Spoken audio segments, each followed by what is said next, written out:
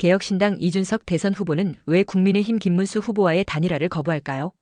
이 후보는 김문수 후보를 비롯해 김용태 비대위원장, 안철수 의원 등 국민의힘 측 인사로부터 끊임없이 후보 단일화 요구를 받고 있습니다. 하지만 이 후보는 출마 때부터 단일화 의사가 없음을 분명히 해왔으며 22일에는 전화기 수신 차단을 하면서까지 단일화 거부 의사를 거듭 천명했습니다.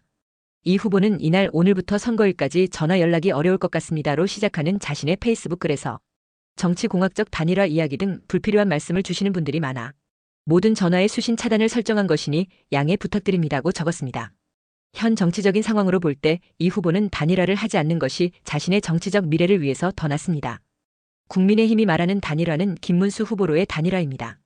각종 여론조사의 지지율로 볼 때 김문수 후보의 지지율이 이준석 후보의 지지율보다 크게 앞서 있으니 국민의힘이 김 후보로의 단일화를 주장하는 것은 당연합니다.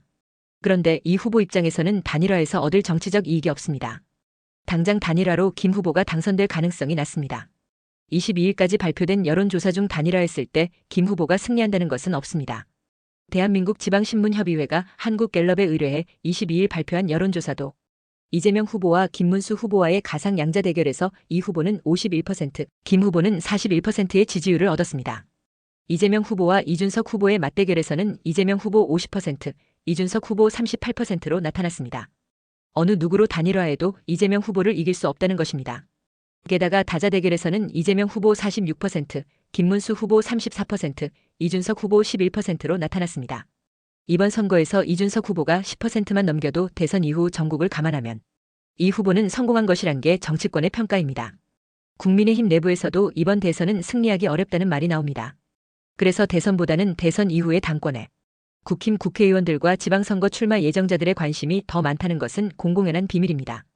내년은 지방선거가 열리는 해여서 당권을 쥐는 인사가 지방선거 공천권을 행사하는 만큼 당권 장악이 주목받는 시기입니다.